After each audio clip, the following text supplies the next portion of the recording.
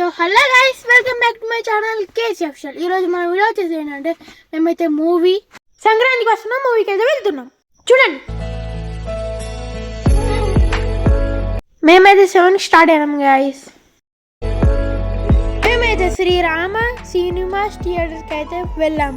ఇది సుల్తానాబాద్లో ఉన్నది. మాది వచ్చేసి స్క్రీన్ 2.